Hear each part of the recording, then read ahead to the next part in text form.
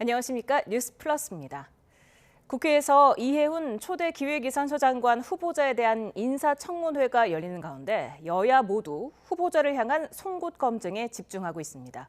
더불어민주당 정청래 대표가 제안한 조국혁신당과의 합당 추진 여파도 종일 이어졌습니다. 국회를 연결합니다. 황보혜경 기자. 네, 국회입니다. 네, 지금도 청문회가 진행 중인데요. 핵심 쟁점 뭡니까? 네, 오늘 청문회에선 여야 할 것 없이 후보자를 둘러싼 의혹의 철저한 검증이 이뤄졌습니다. 가장 큰 쟁점은 이 후보자의 서울 반포동 아파트 부정청약 논란입니다. 장남이 결혼한 사실을 속여 부양가족 수를 늘린 이른바 위장미혼으로 청약에 당첨됐다는 건데요. 이 후보자는 아들 부부의 관계가 최악으로 치달아 혼인신고를 하지 못했다는 취지로 답변했습니다. 아들 부부가 뒤늦게 집을 합친 것도 아들의 치료 때문이라고 해명하며 눈물을 보이기도 했는데요. 집을 다시 내놓을 생각이 있느냐는 질의엔 수사기관 결과에 따르겠다며 말을 아꼈습니다. 장남의 연세대 경제학과 입학 전형이 다자녀 전형이라고 했다가 사회기여자 전형이라고 번복한 점도 도마 위에 올랐습니다. 국민의힘 최은석 의원은 당시 이 후보자의 남편이 연세대 교무부처장으로 입학 요강에 관여했다며 이른바 아빠 찬스 의혹을 제기했습니다. 여야는 후보자 자료 제출 부실을 둘러싸고도 한 목소리로 질타했습니다. 이 후보자는 장남의 실거주 여부를 확인할 수 있는 카드 사용 내역이나 차량 출입 기록에 대해 개인정보를 이유로 제출하지 않았고 연세대 입학 전형 자료 역시 보관 기간 4년이 지나 폐기됐다고 밝혔습니다. 청문회에선 이 후보자가 2017년 바른정당 의원 시절 보좌진에게 고성을 지르고 폭언한 녹취도 여러 차례 재생됐습니다. 이 후보자는 성숙하지 못한 언행이었다며 고개를 숙였습니다. 직접 들어보시겠습니다. 소중한 동료들에게 상처를 드린 점을 제대로 보지 못했습니다. 뼈저리게 반성합니다. 내란에 동조했다는 비판을 피하기 어려운 잘못된 판단의 자리에 서 있었음을 다시 한번 사과드립니다. 오늘 청문회에선 각종 의혹 검증에 질의가 집중되면서 예산 편성과 경제 정책을 관할할 장관으로서 자질을 가늠할 정책 검증은 제대로 이루어지지 않았습니다. 국민의힘 소속 이미자 국회 재정경제위원회 위원장은 진정으로 국민 눈높이를 생각한다면 지금이라도 사퇴하라고 촉구했습니다. 민주당 정청래 대표의 조국혁신당과 합당 제안에 당 내부도 종일 들끓었죠? 네, 지방선거를 넉 달가량 앞두고 정청래 대표가 쏘아 올린 정계 개편 신호탄에 정치권이 이틀째 요동쳤습니다. 정 대표는 충북 진천 현장 최고위원회의에서 사전에 충분히 공유하지 못한 점은 송구하지만 꼭 가야 할 길이라며 추진 의지를 재확인했습니다. 당 지도부는 YTN에 3월 중순까지는 합당을 마무리해야 한다며 시점까지 못 박았는데요.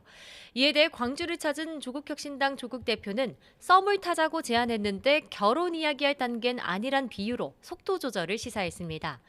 민주당 당내 반응은 엇갈렸습니다. 친정청래계로 분류되는 이성윤 최고위원은 지방선거를 같이 치르자는 제안이 매우 적절하다고 옹호했고 권양엽 조직사무부총장도 누군가는 한번 짚고 가야 할 사안이라고 두둔했습니다. 비당권파로 분류되는 이현주, 황명선, 강득구 최고위원은 지도부 회의에 아예 불참했는데요. 대신 국회에서 공동 기자회견을 열고 정청래 대표의 일방적인 통보는 명백한 월권이자 직권남용이라며 공식 사과를 촉구했습니다. 일각에선 당 지도부가 합당 추진 과정에 청와대를 끌어들인 걸 두고 불편한 심기도 감지됩니다. 이런 논란을 의식한 듯 민주당은 언론 공지를 통해 정청래 대표는 합당 제의와 관련해 대통령과 전혀 논의한 바 없다고 선을 그은 상태입니다. 정 대표 역시 자신은 합당 제안만 한 것뿐이고 당원 토론과 투표를 거쳐야 할 사안이라고 여론 달래기에 나섰습니다. 이런 가운데 혁신당은 내일 오전 11시 긴급 의원총회를 열어 합당 관련 내부 의견을 수렴합니다. 지금까지 국회에서 전해드렸습니다. 국민의힘 송원석 원내대표가 이번 주말부터 국민 속으로 들어가 민주당의 시스템 에러 교정을 위한 개혁 투쟁을 전개한다고 밝혔습니다. 송 원내대표는 오늘 원내대책회의에서 모든 국회의원과 당협위원장이 쌍특검 수용을 위한 대국민 호소 투쟁을 진행한다고 말했습니다. 이어 장동혁 대표 단식 투쟁의 궁극적 목표도 여의도 정치에 검은 돈을 뿌리 뽑는 정치개혁이었다며 그 시작은 민주당의 통일교 공천헌금 의혹을 수사할 쌍특검 도입이 될 거라고 지적했습니다. 경찰이 김병기 의원의 수사 무마 청탁 의혹과 관련해 서울 동작경찰서를 압수수색했습니다. 공천 헌금 수수부터 차남의 부정 편입까지 각종 의혹 수사에 속도가 붙으면서 김 의원 소환 시점에도 관심이 모아집니다. 이현정 기자입니다. 김병기 의원의 수사 무마 청탁 의혹을 수사하는 경찰이 서울 동작경찰서를 압수수색했습니다. 고발장이 접수된 지 약 20일 만입니다. 경찰은 이번 압수수색을 통해 수사과의 사건 기록과 서장 등 당시 지휘 계통의 업무 자료 확보를 시도한 것으로 파악됐습니다. 동작경찰서는 재작년 김 의원 아내가 동작구 의회 법인카드를 유용했다는 의혹을 내사한 뒤 무혐의로 종결했습니다. 그런데 김병기 의원이 이 과정에서 경찰 고위 간부 출신 국민의힘 의원을 통해 당시 경찰서장에게 수사 무마를 청탁했다는 의혹이 제기되며 봐주기 수사 논란이 일었습니다. 경찰은 앞서 조사한 당시 수사과장과 팀장 등 관련 인물들의 진술과 함께 동작서에서 확보한 압수물을 분석하며 사실관계 확인에 집중할 것으로 보입니다. 경찰은 하루 전 김 의원 아내를 피의자 신분으로 처음 소환해 조사하고 차남의 숭실대 부정 편입 의혹에 연루된 중소기업도 압수수색했습니다. 수사에 속도를 내는 것으로 보이는데 경찰은 아직 김병기 의원 소환과 관련해서는 정해진 바가 없다며 다소 유보적인 입장입니다. 공천 헌금 수수, 업무 추진비 유용 등 여러 의혹이 잇따라 제기된 만큼 어느 정도 혐의를 다진 뒤 일정을 조율할 거란 관측이 나옵니다. YTN 이현정입니다. 경찰이 1억 공천 헌금 의혹과 관련해서 강선호 의원의 전 사무국장 남모 씨를 오늘 오전 다시 소환했습니다. 남 씨는 돈인 줄 모르고 쇼핑백을 옮긴 게 맞는지 등을 묻는 취재진 질문에 아무 답변 없이 조사실로 향했습니다. 남 씨는 지난 2022년 서울 용산 호텔에서 김경 서울시 의원이 강 의원에게 1억 원을 건넸을 당시 함께한 인물로 앞서 3차례 출석해서 조사를 받았습니다. 공수처가 통일교 편파 수사 의혹과 관련해 민중기 김건희 특검팀에 대한 추가 압수수색을 진행했습니다. 공수처는 국민의힘뿐 아니라 민주당 의원에게도 청탁했다는 진술을 확보하고도 특검이 수사에 나서지 않은 경위를 파악하고 있습니다. 권준수 기자입니다. 고위공직자범죄수사처가 서울 광화문에 있는 김건희 특별검사팀 사무실에서 추가 압수수색 영장을 집행했습니다. 지난달 말 첫 강제 수사를 벌인 지 약 한 달 만입니다. 특검의 이른바 편파 수사 의혹을 들여다보고 있는 공수처는 수사팀 PC뿐만 아니라 민중기 특별검사와 담당 특검보의 휴대전화까지 확보했습니다. 윤영호 통일교 전 세계본부장이 지난 2018년에서 2020년 사이 민주당 전재수 의원과 임종성 전 의원에게 청탁성 금품을 전달했다는 진술을 확보하고도 수사에 나서지 않은 경위를 들여다보기 위해서입니다. 윤 전 본부장은 국민의힘 권성동 의원과 김건희 씨에게 로비를 한 혐의로 특검의 수사를 받아온 인물로 공수처는 지난 압수수색 이후 윤 전 본부장에 대한 추가 조사를 진행했습니다. 나아가 통일교 보고서를 작성했던 특검팀 검사와 수사관도 불러 구체적인 사실관계를 파악한 것으로 확인됐습니다. 공수처 관계자는 추가 압수수색 필요성이 인정돼 법원에서 영장이 발부된 거로 볼 수 있다며 수사에 속도를 내는 중이라고 말했습니다. 지난 특검의 수사에 의문점이 남겨진 가운데 정교 유착 비리를 파헤치고 있는 검찰과 경찰 합동수사본부는 통일교의 정치권 쪼개기 후원과 관련해 통일교 천정궁 등 7곳에서 강제 수사를 진행했습니다. 여야 의원에 대한 재정적 지원이 어떻게 이루어졌는지 파악하기 위해 회계 자료 등 관련 증거물을 확보한 것으로 전해졌습니다. 합수본은 지난 2019년부터 국회의원 11명이 통일교로부터 후원을 받은 것으로 의심하고 있는데 이번 압수물 분석을 토대로 사건 관련자를 잇따라 조사할 전망입니다. YTN 권준수입니다. 캄보디아에서 우리 국민을 상대로 범죄를 저지른 한국 국적 피의자 73명이 국내로 강제 송환됐습니다. 단일 국가 기준 역대 최대 규모 송환 작전이 됐습니다. 표정호 기자입니다. 캄보디아에서 송환된 범죄 피의자들이 마스크를 쓴 채 입국장에 나타납니다. 경찰관들에게 양팔을 붙잡힌 채 고개를 푹 숙이고 입국장을 줄지어 빠져나갑니다. 입국장이 붐비는 가운데 호송 경로에는 통제선이 설치됐습니다. 전세기 도착 시각에 맞춰 현장에는 대테러 기동대 등 경찰 인력 180여 명이 배치됐습니다. 전세기를 이용한 해외 범죄자 집단 송환은 이번이 4번째입니다. 73명을 한 번에 강제 압송해온 건 단일 국가 기준 역대 최대 규모입니다. 이 가운데 70명은 투자 리딩방 사기 등 스캠 범죄 가담 혐의를, 나머지 3명은 인질 강도와 도박 등의 혐의를 받습니다. 120억 원 규모의 로맨스 스캠 범죄를 벌이고 성형수술까지 하며 추적을 피해온 30대 총책 부부도 이번에 송환됐습니다. 부산경찰청에서 가장 많은 49명을 수사하고 충남경찰청이 17명을, 울산경찰청 등이 나머지 7명을 맡게 됐습니다. 이들은 대부분 현재 캄보디아에서 활동하고 있는 코리아 전담반에서 근무했습니다. 특히 로맨스 스캠 범죄자 15명은 대한민국 경찰이 주도하는 국제공조협의체의 합동작전에 의해 검거했습니다. 초국가 범죄 특별대응 TF는 국경을 넘나들며 국민에게 피해를 끼치는 범죄에 대해 엄정하게 대응할 것이라고 밝혔습니다.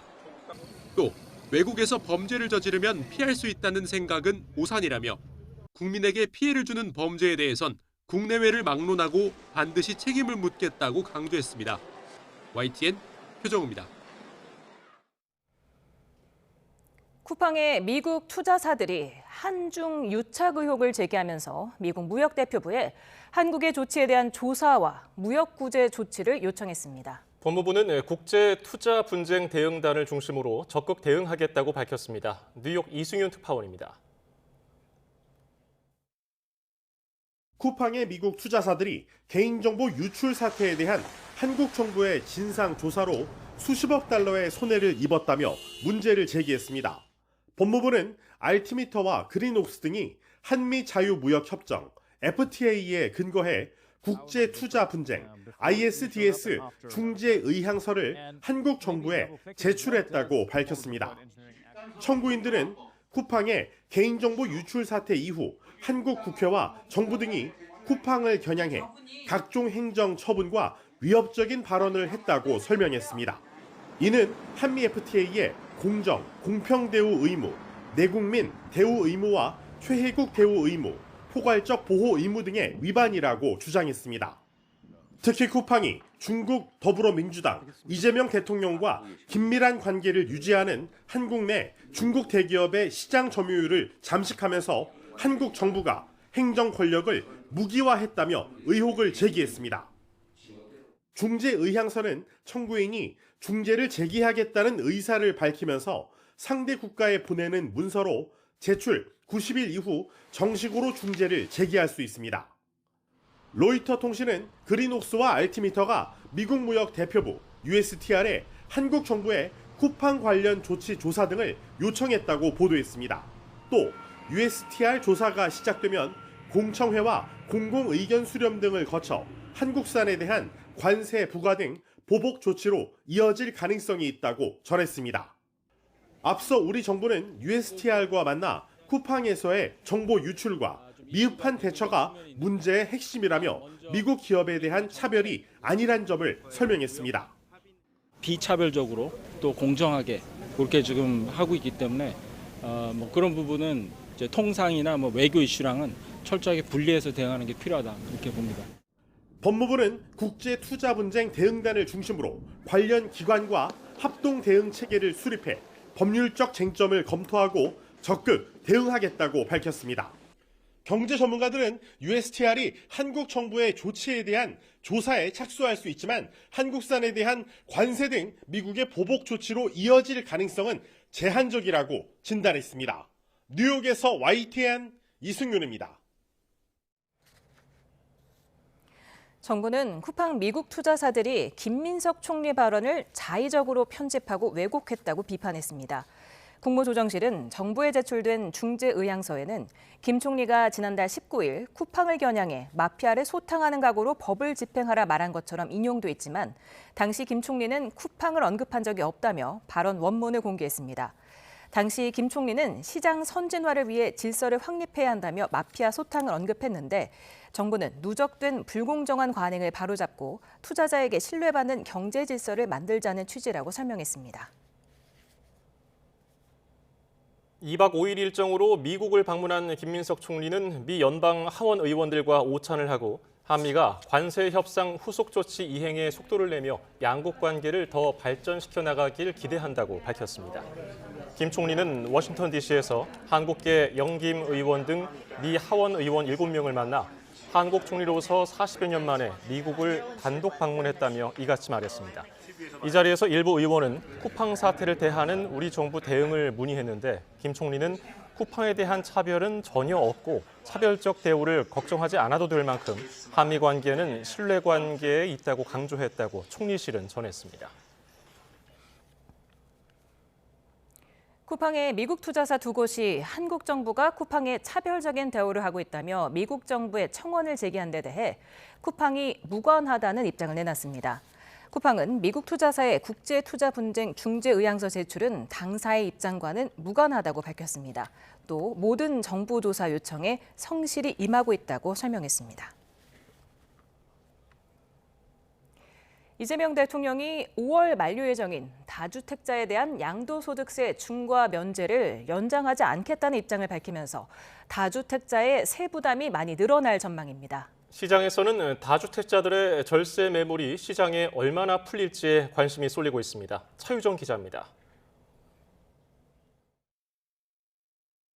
오는 5월 9일 종료를 앞둔 다주택자 양도세 중과 유예 제도. 이재명 대통령은 SNS에 다주택자 양도세 면제 연장을 전혀 고려하지 않고 있다고 밝혔습니다. 다주택자 양도세 중과는 조정 대상 지역 내 주택을 2채 이상 보유한 사람의 양도소득세에 20-30% 가산세율을 적용하는 제도로 2021년 문재인 정부에서 지금의 구조가 완성됐지만 윤석열 정부에서 매년 시행을 미뤄왔습니다. 이후 이재명 정부가 들어서며 유예 여부에 관심이 컸는데 대통령이 더는 연장하지 않겠다고 못 박은 셈입니다. 오는 5월 9일 유예 조치가 종료되면 지난 15대책으로 조정 대상 지역에 포함된 서울 전역과 경기 일부 지역에서 다주택자들이 주택을 팔 때 양도세 중과가 적용될 전망입니다. 가령 해당 지역 아파트를 10년 보유하고 10억의 매매 차익을 가정했을 때 지금은 양도세가 3억 2,800여만 원이지만 중과 시 2주택자는 6억 4천여만 원, 3주택자는 7억 5천여만 원까지 급증합니다. 중과 유예 종료는 보유 다주택을 속히 정리하라는 의미로 풀이됩니다. 과세 회피를 위한 급매가 일부 나올 수 있지만 장기적으로는 매물 잠김이 심화할 가능성도 크다고 전문가들은 보고 있습니다. 5월 10일 이후에는 매물 철회를 통해서 세금 차이가 워낙 크기 때문에 매물이 잠기는 현상도 같이 발생할 것으로 예상이 됩니다. 이 대통령은 이와 함께 비거주 1주택도 투자 투기용이라면 장기 보유를 이유로 세금 감면을 해주는 것은 이상해 보인다는 의견도 밝혔는데 향후 관련 세제 개편 필요성에 무게를 실은 것으로 보입니다. YTN 차유정입니다. 이번 주 서울 아파트값 상승률이 지난해 15대책 직전 수준으로 되돌아간 가운데 서울 아파트 매매 시장이 빠르게 재편되는 분위기입니다. 대출 한도가 가장 높은 15억 원 이하 아파트로 수요가 몰리고 있습니다. 최두희 기자입니다. 지난해 정부가 발표한 11호 부동산 대책에 따라 수도권 15억 원 이하의 주택은 최대 6억 원 등 주택담보대출 한도가 차등 적용됐습니다. 하지만 이번 주 서울 아파트값 상승률은 0.29%로 오히려 대책 이전 수준으로 돌아갔습니다. 특히 대출 한도가 가장 높은 15억 원 이하 아파트로 매수세가 쏠리는 흐름이 뚜렷해지고 있습니다. 지난해 서울 아파트값 상승을 이끌었던 강남 3구나 마포, 용산, 성동구가 아닌 동작, 광진 등 기타 한강벨트와 서울 외곽 지역의 상승세가 두드러졌습니다. 11호 대책 여파로 15억 원 이하 아파트 거래 비중도 급증했습니다. 대책 전후 거래가 혼재된 지난해 10월과 대책 효과가 본격화된 지난해 12월 서울 아파트 매매 거래 비중을 비교했을 때 15억 원 이하 아파트 비중은 8.9%포인트 급등했습니다. 반면 15억 원 초과 25억 원 구간은 6.3%포인트 감소했고 25억 원 초고가 아파트는 2.5%포인트 줄어 대출 규제의 영향을 받았습니다. 대출을 최대한 받아서 거래할 수 있는 중저가 아파트로 또 이제 지역 역시도 보면은 중저가 아파트가 많이 밀집되어 있는 그런 지역 중심으로 거래량이 좀 많이 증가했다라고 볼 수 있을 것 같아요. 이에 따라 올해에도 대출 규제가 유지될 경우 서울 아파트 시장은 거래량과 가격이 분리되는 이중 구조가 고착화할 전망입니다. 최근 들어 규제 지역으로 묶인 곳들 위주로 급등하고 있는 경기도도 사정은 비슷합니다. 특히 서울 접근성이 좋고 15억 원 이하 아파트를 찾을 수 있는 용인시 수지구는 6주 연속 전국 최고 상승률을 기록했습니다. 부동산 시장에서 정부 대책에 대한 내성이 생기고 있는 가운데 이르면 이달 말 정부가 내놓기로 한 추가 주택 공급에도 관심이 쏠립니다. 만약 공급 대책까지 뚜렷한 효과를 발휘하지 못할 경우 정부는 세제 카드를 활용할 것으로 점쳐집니다. YTN 최두입니다. 지난해 서울에서 팔린 아파트의 절반 이상이 역대 최고가를 새로 썼다는 분석이 나왔습니다.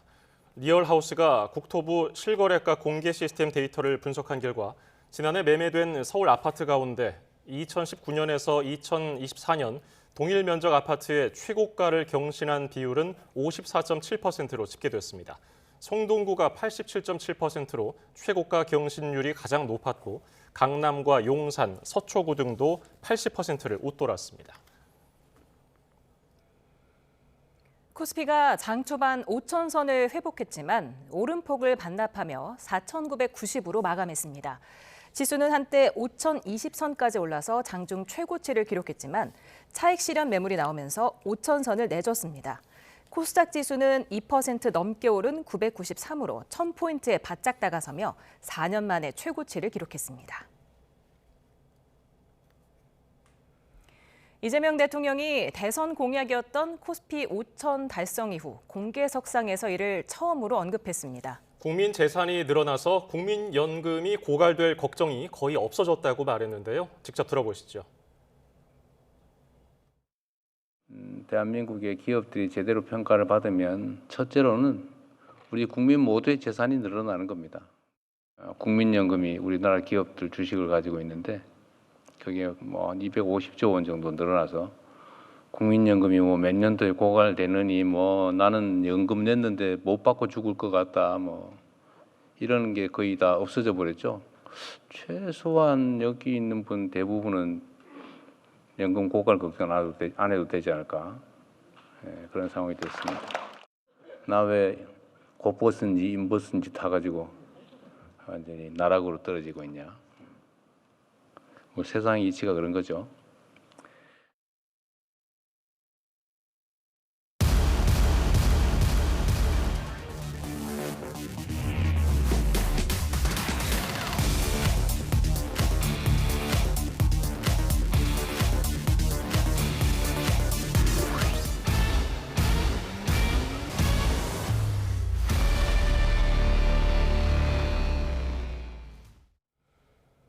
연일 이어진 최강 한파에 충남 서해안 바닷물도 꽁꽁 얼어붙었습니다. 어선들이 얼음에 갇혀서 발이 묶였고 제철을 맞은 감태 수확도 차질을 빚고 있습니다. 오승훈 기자입니다. 두꺼운 얼음 조각들이 갯벌위를 뒤덮었습니다. 해안가에 정박해 있는 소형 어선들도 얼음에 꼼짝없이 갇혀 발이 묶였습니다. 영하 10도 안팎의 맹추위가 이어지면서 짜릿짠 바닷물이 그대로 얼어붙었고 바다 위에는 커다란 얼음 조각들이 둥둥 떠다니고 있습니다. 충남 서산 가로림만은 조수간만의 차이가 크고 수심이 얕아 영하 8도 이하의 날씨가 닷새 이상 이어지면 바닷물이 어는 현상이 발생합니다. 바다가 얼면서 일부 어민들은 조업에 나서지 못하고 있습니다. 특히 제철을 맞은 감태 수확량이 설 명절을 앞두고 크게 줄어 어민들의 걱정이 큽니다. 갯벌위로 자란 감태에 얼음이 엉겨붙게 되면 밀물로 바닷물이 들어찰 때 얼음 덩어리와 함께 감태가 뿌리째 뽑혀나가기 때문입니다. 지금 하루에 한 2톤씩 수확을 해야 되는데요. 연일 강추위가 계속되다 보니까 조업을 못 나가고 있습니다. 하여튼 유빙이 빨리 녹아서 이제 우리 감태가 다 보여서 작업을 할 수 있었으면 좋겠습니다. 얼음 조각들이 양식장이 있는 먼바다까지 흘러가면 수온이 급격히 낮아져 물고기가 폐사할 가능성도 있습니다. 유빙이 들물에 떠서 올라가서 내려갈 때 이때 이제 그 가두리에 영향을 미쳐서 폐쇄할 가능성이 많이 높습니다. 충남 서해안에 당분간 영하권 추위가 이어질 것으로 예보돼 바다가 어는 현상은 한동안 계속될 전망입니다. 최강 한파에 두꺼워지는 얼음 두께만큼 바다를 삶의 터전으로 하는 어민들의 근심이 깊어지고 있습니다. YTN 오승훈입니다. 절정은 지났지만 나흘째 강추위가 이어지고 있습니다. 주말에도 영하 10도 아래의 강력한 북극 한파가 여전하고 다음 주에도 평년 수준을 밑돌며 춥겠습니다. 장하영 기자입니다. 바다까지 얼렸던 북극발 강추위, 절정은 지났습니다. 북극에서 내려왔던 한기를 가두고 있던 베링해부터 한반도까지의 벽, 이른바 블로킹이 살짝 느슨해지면서 찬 공기가 점차 동쪽으로 이동할 걸로 보이기 때문입니다. 하지만 대기에 쌓여있는 한기는 여전해 주말을 지나 다음 주까지도 평년보다 낮은 기온은 계속되겠습니다. 서울 최저기온도 오는 일요일까지 영하 10도 아래를 유지하고 다음 주 내내 평년 수준인 영하 5, 6도 수준을 밑돌 전망입니다. 한낮에도 영상권을 회복하지 못하겠습니다. 북쪽에서 내려오는 찬 공기의 영향으로 주말 동안 아침 기온은 영하 10도 안팎, 산지는 영하 15도 안팎으로 내려가는 곳이 많겠고 낮 기온도 중부지방을 중심으로 0도 안팎을 보이며 매우 춥겠습니다. 눈 예보도 있습니다. 북쪽에서 내려온 찬 공기가 따뜻한 바다를 거치며 눈구름이 형성되는데 내일까지 수도권과 강원, 충청에 최대 3cm, 전라권 서해안과 울릉도에는 최대 7cm의 눈이 예보됐습니다. 일주일 넘는 한파에다 눈까지 오면서 도로 곳곳이 미끄럽습니다. 파란 점이 자주 결빙이 발생하는 구간이고 빨간색으로 색칠한 도로가 살얼음이 낄 걸로 예상되는 구간입니다. 서해안을 중심으로 미끄러운 도로가 많습니다. 주말 나들이 계획하고 있다면 차량 점검부터 필요하겠습니다. YTN 장하영입니다. 겨울 식중독으로 불리는 노로바이러스 감염증이 10주 연속 증가했습니다. 질병청은 노로바이러스 감염증 신규 환자 수가 지난해 11월 첫 주 70명에서 이달 셋째 주 617명으로 10주 만에 9배 수준으로 증가했다고 밝혔습니다. 특히 0세에서 6세까지 비중이 51%를 넘어 영유아를 중심으로 감염이 확산하고 있습니다. 북한의 무인기 침투 주장을 조사하기 위해 꾸려진 군경 합동조사 TF가 무인기를 북한에 보낸 의혹이 있는 민간인 3명을 출국 금지했습니다. TF는 무인기를 날려보냈다고 주장한 30대 오모 씨 등 3명을 입건할 당시 출국 금지도 함께 조치했다고 밝혔습니다. 또 문제가 된 무인기가 인천 강화군에 있는 우리 군시설을 촬영했을 가능성이 있다고 보고 군사기지법 위반 혐의도 적용한 것으로 파악됐습니다. 국군 정보사령부가 북한의 무인기를 날렸다고 주장하는 30대 대학원생 오모 씨를 공작 협조자로 지원했다는 사실을 인정했다고 더불어민주당 부승찬 의원실이 밝혔습니다. 정보사는 국회 국방위원인 부 의원에게 소속 공작원들이 취재를 빙자해서 정보 활동을 할 수 있도록 오 씨를 포섭해서 위장 언론사를 운영하게 했다고 대면 보고했습니다. 다만 오 씨가 주장하는 무인기 비행까지 소속 요원들이 관여했는지는 수사가 더 필요하다고 보고했습니다. 유승민 전 의원의 딸 유담 인천대 교수의 특혜 임용 의혹과 관련해 경찰이 강제 수사에 나섰습니다. 채용 관련 기록 등을 확보한 것으로 파악되는데 관계자 조사에도 속도를 낼 것으로 보입니다. 김경수 기자입니다. 경찰이 유승민 전 의원의 딸 유담 인천대 무역학부 교수의 임용 특혜 의혹과 관련해 압수수색을 벌였습니다. 지난해 11월 초 관련 고발을 접수한 뒤 2달여 만입니다. 경찰은 무역학부 사무실 등에서 유 교수 채용 관련 서류 등을 확보한 것으로 전해졌습니다. 앞서 유 교수는 지난해 2학기 인천대 전임교원 신규 채용에 합격해 글로벌 정경대학 무역학부 교수로 임용됐는데 국회 국정감사 과정에서 특혜 의혹이 제기됐습니다. 특히 3명을 뽑는 1차 심사 당시 논문 질적 심사에서 25명 중 16위로 하위권이었지만 양적 심사와 학력, 경력에서 만점을 받아 전체 2위로 통과한 부분이 쟁점으로 떠올랐습니다. 3월 달에 박사학위를 받고 2달 뒤인 5월 달에 교수로 임용이 되는데 그러면 무슨 경력이 있겠어요? 진짜 확인해 보니까 고려대 경영전략실 딱 75일 근무했습니다.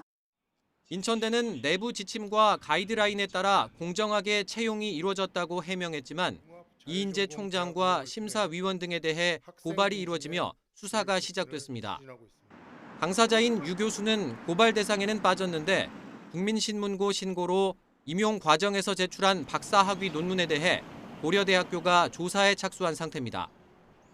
경찰은 압수수색에 앞서 인천대 교직원 등을 피고발인 신분으로 불러 채용 과정 전반을 조사한 것으로 알려졌는데 압수물 분석을 마친 뒤 이인재 총장 등에 대해 피고발인 조사도 이루어질 것으로 보입니다.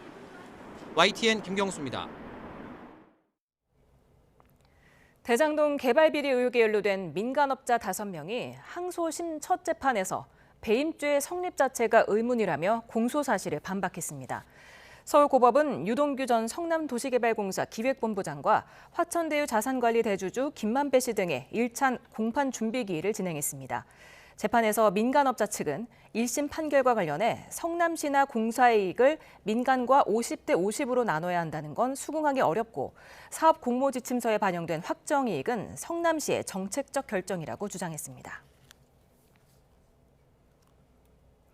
윤석열 전 대통령의 호위무사를 자처한 김성훈 전 경호처 차장의 체포방해 재판이 시작됐습니다. 이미 같은 혐의로 징역 5년을 선고받은 윤 전 대통령처럼 체포방해가 유죄로 인정될지 주목됩니다. 안동준 기자입니다. 윤석열 전 대통령에 대한 체포영장 집행을 저지하는 데 앞장선 김성훈 전 대통령 경호처 차장은 수사 단계부터 혐의를 부인해왔습니다. 그런 김 전 차장에게는 윤 전 대통령의 호위무사라는 별칭까지 붙었습니다. 저는 정당한 경호 임무 수행을 한 겁니다. 지난 2023년 경호처가 윤 전 대통령 생일에 맞춰 헌정곡까지 만들어 부른 사실이 알려지며 심기경호 논란도 불거졌습니다. 지금도 친구 대통령에게 생일 잔치 해주는 게 당연하다고 생각하십니까? 당연하다고 생각합니다. 당시 경호처 간부들과 함께 체포방해 혐의로 기소된 김 전 차장의 첫 재판이 진행됐습니다. 김 전 차장 측은 지난해 1월 체포영장 집행 당시 차벽과 철조망을 설치한 사실은 인정하면서도 대통령 경호법 위반과 총기 소지 등 위력 순찰을 지시한 혐의는 부인했습니다.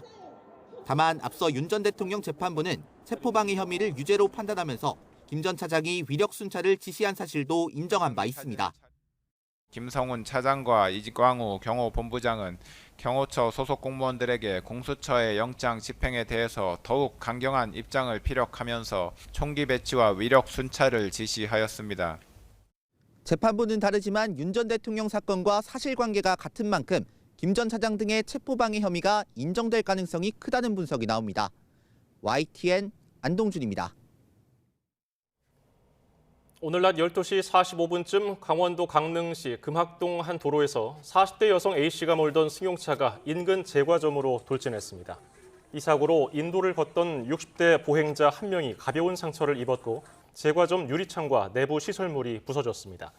경찰은 우회전을 하던 중에 가속 페달을 브레이크로 착각해서 잘못 밟았다는 운전자 A씨 진술을 토대로 사고 경위를 조사하고 있습니다. 오늘 아침 6시 40분쯤 경기 의정부시 호원동에 있는 아파트 경비실로 60대 남성이 몰던 SUV 차량이 돌진했습니다. 이 사고로 경비실 구조물이 부서지고 70대 경비원이 얼굴을 다쳐 병원으로 옮겨졌습니다. 경찰은 제동장치 대신 가속 페달을 잘못 밟았다는 운전자 진술을 토대로 정확한 사고 원인을 조사하고 있습니다. 대한항공 등 한진그룹 소속 5개 항공사가 오는 26일부터 기내에서 보조 배터리 사용을 전면 금지한다고 밝혔습니다. 이에 대한항공과 아시아나항공, 진에어, 에어부산, 에어서울의 기내에서 보조 배터리로 휴대전화나 노트북 등 전자기기를 충전하는 행위가 모두 금지됩니다. 기준 용량 이하 보조 배터리를 기내에 들고 타는 것 자체는 가능하지만 항공기 탑승 전에 절연 테이프를 붙이거나 개별 파우치에 1개씩 넣어 보관하는 등 단락 방지 조치를 해야 합니다. 이재명 대통령은 정부의 국가균형 발전 전략인 5극 3특 체제에 관성과 기득권이 있어서 저항이 너무 크다며 국민적 공감과 지지가 정말 중요하다고 밝혔습니다. 이 대통령은 울산 전시 컨벤션 센터에서 열린 지역 주민 간담회에서 비정상 상태에서 혜택을 보는 소수의 힘이 너무 크다며 이같이 말했습니다. 이어 지방 분권과 균형 성장은 양보나 배려가 아니라 이제 국가 생존 전략이 됐다며 지방 분권과 자치 강화도 중요한 화두가 됐다고 강조했습니다. 이재명 대통령이 신년 기자회견에서 지방주도 성장을 강조하면서 광역자치단체 행정통합이 탄력을 받고 있습니다. 하지만 지방선거를 5달도 남기지 않은 시점에 진행되는 하향식 속도전에 불안과 우려의 시선도 적지 않습니다. 이윤재 기자입니다. 정부가 재정 지원을 앞세워 군부를 떼면서 지방 정부마다 행정통합 속도전이 시작됐습니다. 하지만 탑다운 방식 밀어붙이기에 불만과 우려도 적지 않습니다. 먼저 시간입니다.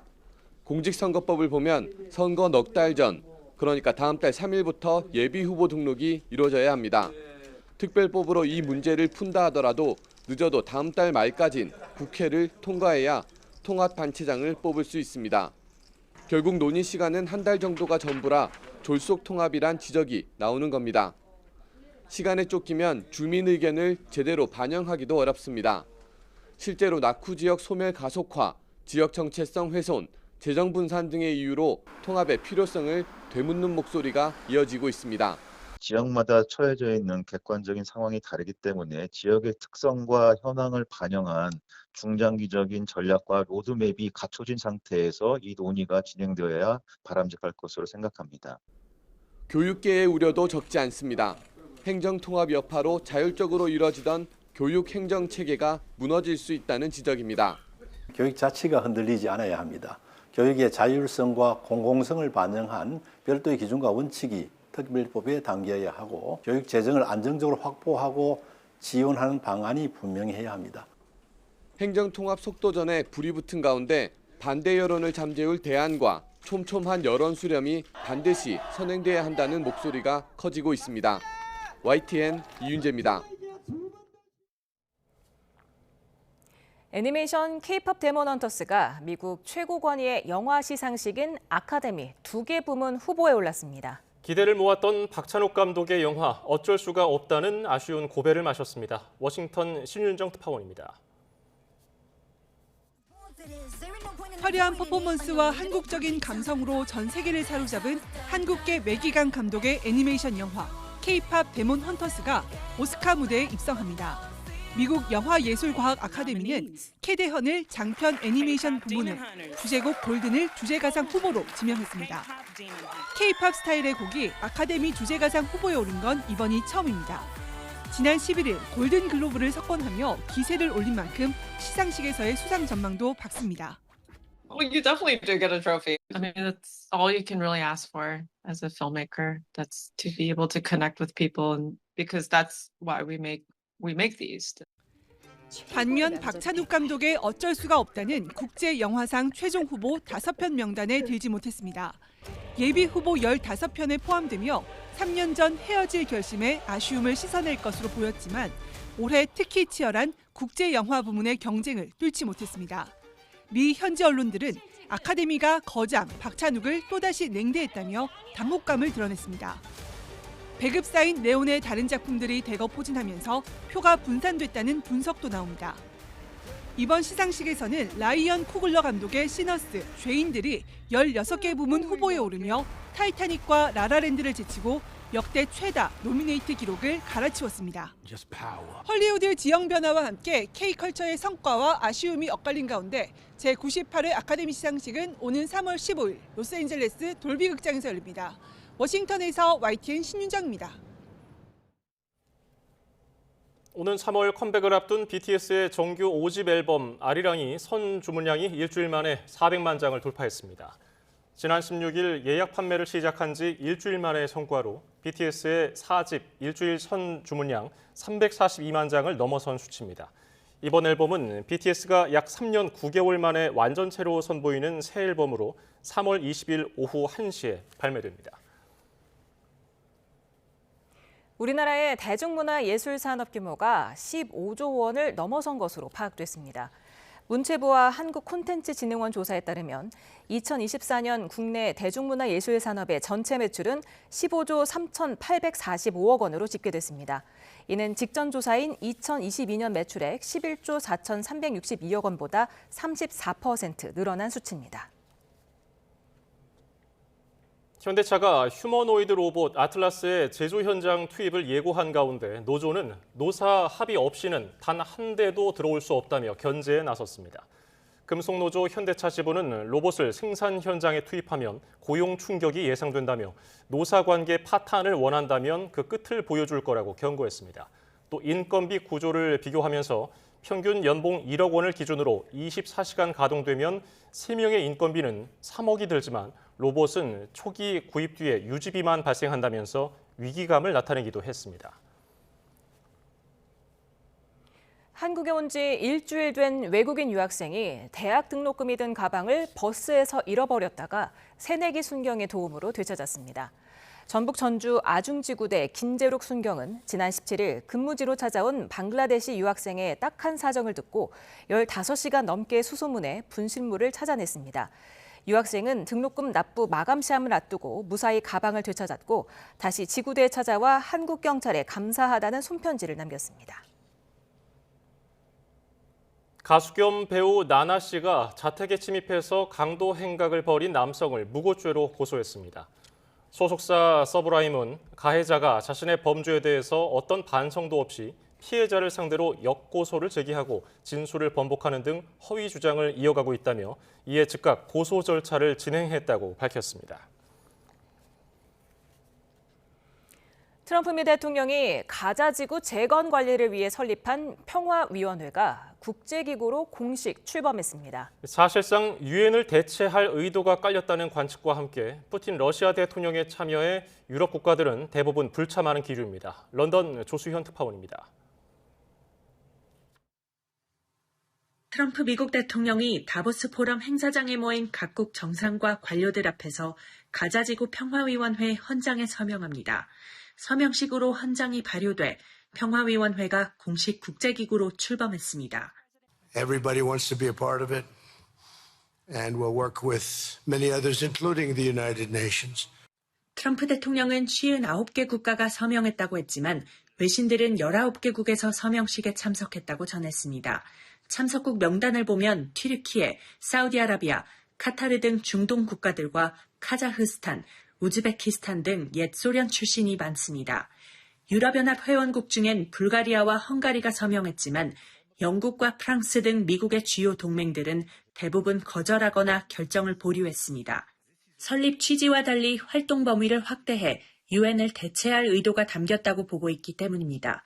실제로 헌장에는 분쟁으로 영향받는 지역의 지속적인 평화를 확보한다는 폭넓은 역할이 적힌 것으로 전해졌습니다.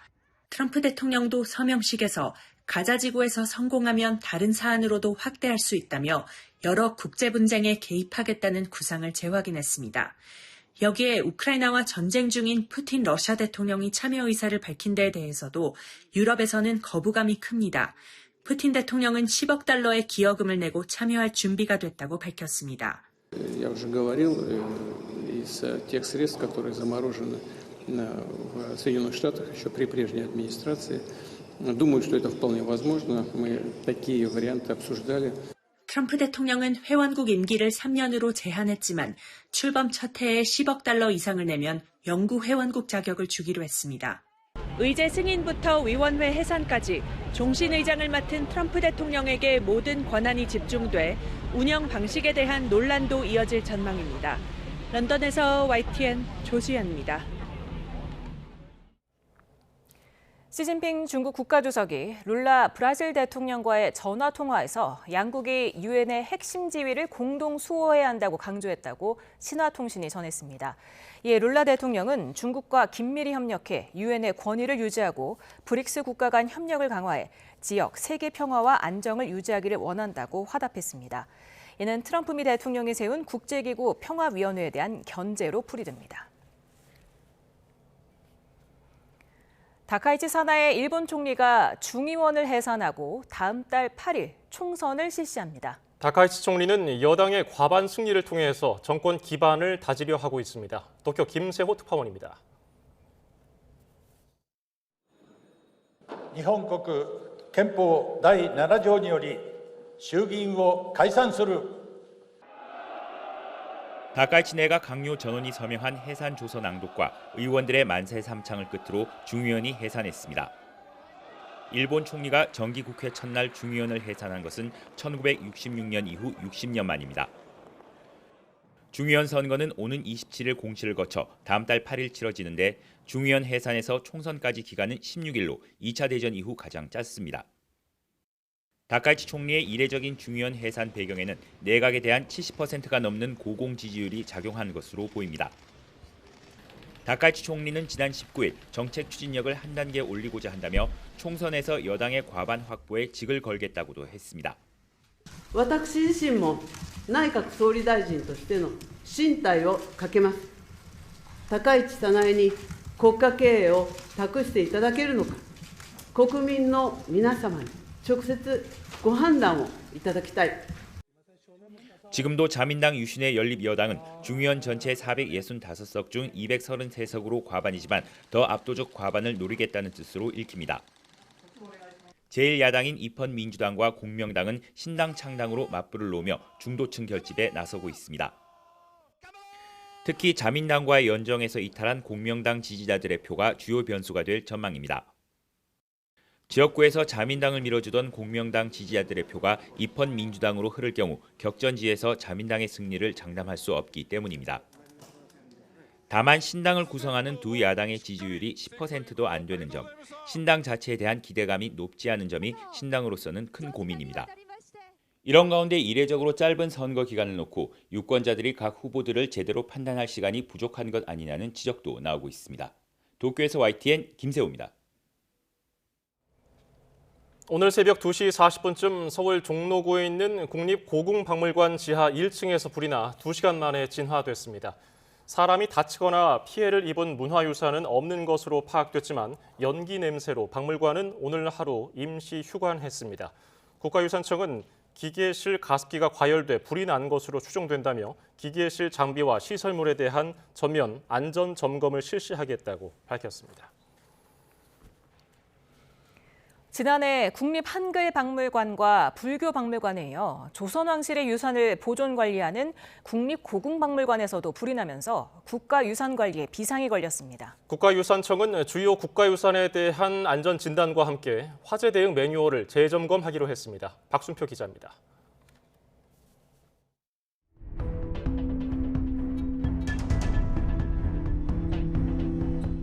지난해 2월 국립한글박물관의 화재 모습입니다. 증축 공사 과정에서 불이 나 정조의 한글 편지 등 소장 유물 8만 6천여 점 가운데 상당수가 다른 국립박물관으로 긴급 이송됐습니다. 수장고에 있던 주요 유물도 다행히 큰 피해를 보지는 않았습니다. 지정문화유산급 26건 257점을 국립중앙박물관으로 소산 완료하였습니다. 그리고 나머지 수장고에 있는 재료들은 안전한 걸로 지금 확인되었습니다. 국립고궁박물관의 지하 수장고입니다. 국보 8점, 보물 330여 점을 포함해 조선왕실의 옥새와 서적 등 유물 8만 9천여 점이 보관돼 있습니다. 화재에 취약한 새벽 시간인데다 수장고와 연결된 지하 1층 기계실에서 불이 나 하마터면 수장고의 유물까지 큰 피해를 볼 뻔했습니다. 2시 38분에 화재 경보가 발생돼서 당직자가 이것을 인지한 이후에 종로소방서에 바로 화재 발생 신고를 했고 직원들이 3시 20분경부터 전원 나와서 만일의 사태를 대비해서 유물의 이관을 위한 작업들을 주최했습니다. 지난해 3월에는 영남 지역 산불로 보물인 의성 보은사 가운루 등 국가유산 30여 점이 불에 탔습니다. 6월에는 국보 9점과 보물 8점 등이 전시된 조계종 불교중앙박물관 건물에서도 불이 나 주요 유물이 긴급 이송되기도 했습니다. 국가유산청은 박물관을 비롯한 전국의 주요 국가유산에 대한 안전 진단과 함께 화재 대응 매뉴얼을 재점검하기로 했습니다. YTN 박순표입니다.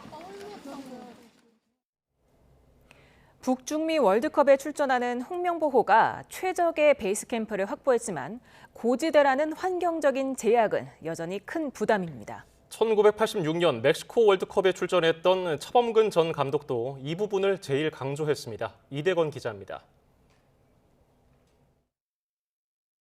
멕시코 과달라하라의 치바스 베르데바에 현지 집과 같은 홍명보의 베이스 캠프로선 최적의 장소입니다.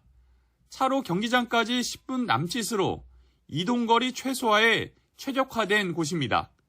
훈련장은 잘 선택받았지만 여전히 선택할 수 없는 건 바로 고지대란 지리적 제약입니다. 해발 1570m, 오대산과 비슷한 높이에서 뛰고 나면 체력 회복이 더디어 다음 경기에 곧바로 영향을 미칩니다. 40년 전 멕시코 월드컵 때 뛰었던 차범근 전 감독도 이 부분을 제일 우려했습니다. 40년 전 멕시코의 경험이지만 고지대니까 상당히 뛰기가 어려웠습니다. 한번 뛰고 나면 회복이 평지에서와 달랐기 때문에. 이 때문에 언제 멕시코 현지에 들어가느냐도 중요합니다. 미리 가서 현지 적응을 해야 할지 아니면 체력 부담 최소화를 위해 가급적 늦게 들어갈지를 고지대 전문가들과 함께 논의해야 합니다. 며칠 전에 이 1500m 고지에 들어가냐, 그리고 그 과정 전에 어떤 저희가 훈련을 하느냐는 1순위 베이스 캠프를 확보하면서 큰 부담 하나를 던 만큼 이제 최상의 경기력을 보여주기 위해 고지대에 완벽하게 적응하는 것이 더욱 중요한 과제가 됐습니다. YTN 이대훈입니다.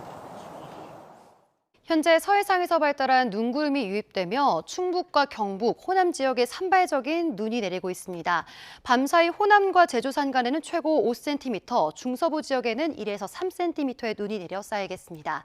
내일 오전 눈이 그친 뒤 하늘은 점차 맑아지겠습니다. 다만 동쪽 지역은 여전히 대기가 무척 건조합니다. 불씨 관리 철저하게 해주시기 바랍니다.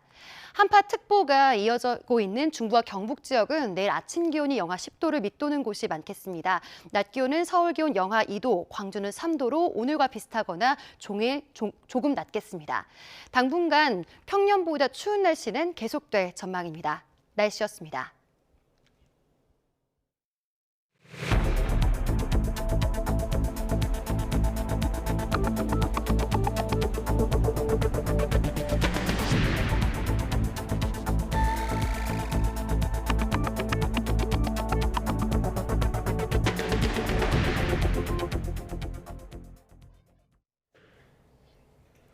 더불어민주당 정청래 대표가 조국혁신당의 합당을 제안한 걸 두고 당 안팎이 들끓고 있습니다. 정 대표는 가야 할 길이라고 뜻을 굽히지 않았는데 일부 최고위원들은 독재 정권에서 쓰는 톱다운 방식이라면서 절차적 문제를 강하게 제기했습니다. 김다현 기자입니다. 민주당 정청래 대표가 조국혁신당에 깜짝 합당을 제안한 이튿날 비당권파 이현주, 황명선, 강득구 최고위원은 현장 지도부 회의에 불참했습니다. 노골적인 불쾌감을 드러낸 건데 정 대표는 사전에 충분히 공유하지 못해 송구하지만 합당은 꼭 가야 할 길이라고 못 박았습니다. 먼저 제안을 하지 않고서는 지방선거 전에 시간상 불가능할지도 모르겠다 하는 생각으로 사과할 각오로 제가 제안을 했습니다. 회의에선 앞으로 절차와 수기의 원칙이 잘 지켜져야 한다는 쓴소리와 적절한 방향성이라는 옹호가 교차했습니다. 당원 주권이 허울뿐인 구호가 아니라는 것을 납득시켜 주실 것을 정중히 요청드립니다. 당대표 제안으로 양당 합당이 결정된 것은 아닙니다. 당원들과 함께 공론화의 문이 이제 막 열렸을 뿐입니다. 6.3 지방선거를 4개월여 앞두고 나온 정 대표의 승부수에 당 전체는 종일 들끓었습니다. 회의를 보이콧했던 최고위원 3명은 국회 기자회견에서 선택적 당원 주권주의, 독재 정권 톱다운 방식이라는 거친 표현을 서슴지 않았습니다. 혁신당과 합당이 필요하다는 이재명 대통령의 평소 지론을 끌고 와서 구체적인 협의가 있었던 것처럼 포장해선 안 된다고도 지적했습니다. 더불어민주당은 정청래 대표 개인의 사당이 아닙니다. 민주당 초선 모임인 더민초도 이번엔 가만히 있지 않았는데 긴급 회동하고 제동을 걸었습니다. 잘못 가고 있는 부분에 대해서 이렇게 가자. 민주당은 정 대표는 합당 제의와 관련해 이 대통령과 전혀 논의한 바 없다는 공지를 내고 이른바 명심파리 논란 진화에 나섰습니다. 민주당 내부 반발이 최고조에 이른 가운데 상대 축인 혁신당 조국 대표는 속도 조절을 시사했습니다. 썸을 타자라고 얘기를 했는데 결혼을 한 것처럼 얘기해서 하면 안 될 것 같습니다. 당사자들은 명청 갈등 프레임을 부인하지만 민주당 안팎에선 이번 사안을 권력 투쟁으로 보는 분위기입니다. 지방선거 압승을 위한 합당 제안이라는데 내홍 때문에 전력 손실만 커지는 건 아닌지 우려도 제기됩니다. YTN 김다현입니다. 쌍특검 단식 농성에도 국민의힘 지지율은 소폭 하락하며 장동혁 대표 취임일에 최저치를 기록했습니다. 일시 멈춤 상태였던 한동훈 전 대표 징계 논의도 다시 수면 위로 떠오르면서 당내 긴장감이 감돌고 있습니다. 박정현 기자입니다. 단식 8일차에 병원에 이송되면서 장동혁 대표는 떠났지만 국회 로텐더홀엔 장미 향기가 가득합니다. 쌍특검 받아라, 우리가 장동혁이다, 응원 문구가 가득한 지지자들 꽃바구니가 대신 자리를 지키고 있는 겁니다. 이른바 장미 단식의 열기를 몰아 국민의힘은 이번 주말 통일교와 공천원금, 쌍특검 관철을 위한 대국민 호소투쟁에 돌입합니다. 쌍특검 단식 투쟁의 궁극적인 목표는 검은 돈 뿌리 뽑기 정치 개혁이었습니다. 쌍특검 수용을 위한 대국민 호소 투쟁을 진행하도록. 하지만 단식이 끝나기만 기다렸다는 듯 당일각에선 미뤄둔 숙제, 한동훈 전 대표의 징계 문제가 다시 떠올랐습니다. 두문불출하던 한 전 대표는 재심 청구 기한 마지막 날 대장동 항소포기 특검을 촉구하는 SNS 글을 올렸습니다. 장 대표 단식이나 제명 징계 언급은 없었는데 친한계는 징계를 철회하고 보궐선거 공천을 검토해야 한다며 대리전에 나섰습니다. 안에 있는 분열이 정리가 돼야 됩니다. 부패한 권력을 향한 국민의 탄식이 모이기 위해서는 한동훈 전 대표에 대한 이런 부당한 징계가 제명이 철회가 돼야죠. 그게 전제 조건이죠. 한밤중 기습 제명 징계에 대해 적절, 부적절 유보, 여론조사 결과도 절묘하게 쪼개진 가운데 이르면 다음 주 월요일 최고위에서 한 전 대표 징계안이 상정될 수 있습니다. 이번한 장동혁 대표의 회복 속도와 복귀 시기가 변수가 될 거로 보이는데 서둘러 의결에 나설 가능성은 작아 보입니다. 장 대표는 당분간 숨 고르기를 하면서 조만간 교섭단체 대표 연설을 통해 당 쇄신안 등을 발표하는 안을 검토하고 있습니다. 다만 단식을 계기로 만들어진 범보수 결집 분위기에도 당 지지율은 더 떨어지며 장 대표 취임 이후 최저 수준을 기록했습니다. 여권발 악재 속에 대표가 극단적 투쟁에 나섰는데도 지지율이 답보 상태인 건 장동혁 지도부가 분명 곱씹어볼 지점입니다. YTN 박정현입니다. 파행 끝에 열린 이해운 기획예산처 장관 후보자 인사청문회에서 여야가 한 목소리로 자격 부족을 질타했습니다. 그간 불거진 위장 미혼 관련 부정 청약 의혹에 대해 여야를 가리지 않고 질타가 나왔는데 왜 이미 결혼한 장남을 부양가족으로 기재해 청약을 신청했느냐는 지적이 이어졌습니다. 또 보좌진 갑질 문제도 도마 위에 올랐는데 과거 이 후보자가 저서에서 갑질 근절이 정치하는 이유라고 쓴 점을 꼬집거나 갑질 발언 당시 문제라는 걸 느끼지 못했냐는 문제 제기가 나왔습니다. 결혼한 장남을 부양가족으로 올려서 서울 반포동 아파트 분양에 당첨된 이해훈 기획예산처 장관 후보자가 당시 장남 부부가 이혼 위기라 혼인신고를 하지 못했다고 해명했습니다. 이 후보자는 오늘 인사청문회에서 아들이 2023년 12월 혼례를 올린 뒤에 용산에 전셋집을 마련했지만 곧바로 두 사람의 관계가 깨진 상황이라 최악으로 치달았다면서 당시 그 혼례를 유지하기 어렵다고 생각했다고 말했습니다. 현재는 장남 부부 사이가 다시 회복된 것 아니냐는 질의에는 모든 사람이 많은 노력을 했다고 말했습니다. 코스피가 장 초반 5,000선을 회복했지만 오름폭을 반납하며 4,990으로 마감했습니다. 지수는 한때 5,020선까지 올라 장중 최고치를 기록했지만 차익 실현 매물이 나오면서 5,000선을 내줬습니다. 코스닥 지수는 2% 넘게 오른 993으로 1,000포인트에 바짝 다가서며 4년 만에 최고치를 기록했습니다. 이재명 대통령이 대선 공약이었던 코스피 5천 달성 이후 공개석상에서 이를 처음으로 언급했습니다. 국민 재산이 늘어나 국민연금이 고갈될 가능성이 거의 없어졌다고 말했는데요. 들어보겠습니다. 대한민국의 기업들이 제대로 평가를 받으면 첫째로는 우리 국민 모두의 재산이 늘어나는 겁니다. 국민연금이 우리나라 기업들 주식을 가지고 있는데 그게 뭐 250조 원 정도 늘어나서 국민연금이 뭐 몇 년도에 고갈되느니 뭐 나는 연금 냈는데 못 받고 죽을 것 같다 뭐 이런 게 거의 다 없어져 버렸죠. 최소한 여기 있는 분 대부분은 연금 고갈 걱정 안 해도 되지 않을까 그런 상황이 됐습니다. 나 왜 곧버스인지 인버스인지 타가지고 완전히 나락으로 떨어지고 있냐. 뭐 세상의 이치가 그런 거죠. 이재명 대통령이 5월 만료 예정인 다주택자에 대한 양도소득세 중과 면제를 연장하지 않겠다는 입장을 밝혔습니다. 전임 정부의 한시적 제도였던 만큼 기간이 끝나면 되돌리겠다는 건데요. 향후 수도권 집값 흐름에 따라 부동산 세제를 손볼 가능성도 제기되고 있습니다. 정인용 기자입니다. 부동산 세제 개편 가능성에 다주택자들의 셈법이 복잡해지고 있다는 언론 보도와 함께 이재명 대통령이 SNS에 이런 글을 올렸습니다. 전 정부 때 시행했던 다주택자 양도소득세 중과 면제 제도가 5월 9일이면 종료되는데 연장을 전혀 고려하지 않고 있다고 밝힌 겁니다. 양도세 기본 소율에 2주택자는 20%포인트, 3주택 이상은 30%포인트를 더 매기던 중과세가 다시 적용된다는 의미로 다주택자들이 과세를 피하기 위해 시행 전 매물을 내놓을 가능성이 제기됩니다. 주택을 많이 가지고 있는 사람들이 내놓게 하는 공급책도 있죠. 뭐 그런 방법도 저희가 찾고 있습니다.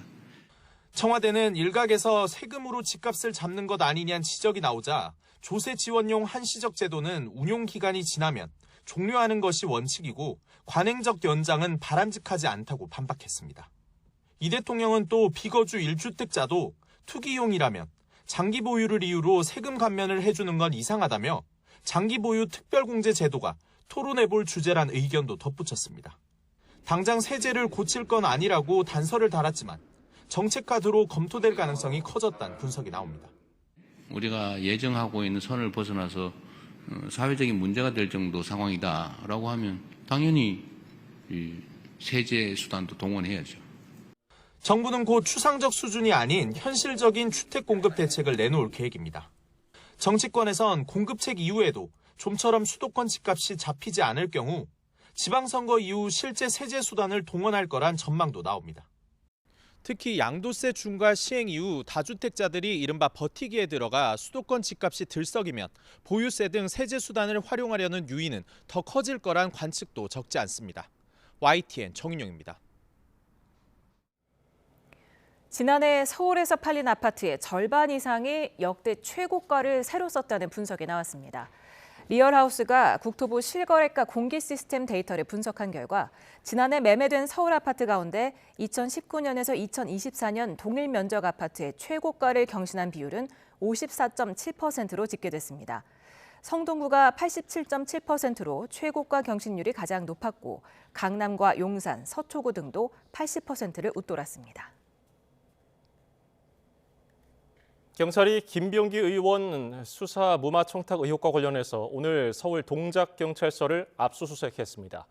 공천 헌금 수수부터 차남의 부정 편입까지 각종 의혹 수사에 속도가 붙으면서 김 의원 소환 시점에도 관심이 모아집니다. 이현정 기자입니다. 김병기 의원의 수사 무마 청탁 의혹을 수사하는 경찰이 서울 동작경찰서를 압수수색했습니다. 고발장이 접수된 지 약 20일 만입니다. 경찰은 이번 압수수색을 통해 수사과의 사건 기록과 서장 등 당시 지휘 계통의 업무 자료 확보를 시도한 것으로 파악됐습니다. 어떤 자료 확보한 건가요?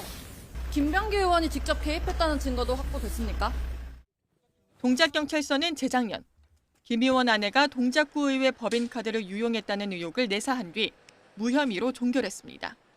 그런데 김병기 의원이 이 과정에서 경찰 고위 간부 출신 국민의힘 의원을 통해 당시 경찰서장에게 수사 무마를 청탁했다는 의혹이 제기되며 봐주기 수사 논란이 일었습니다.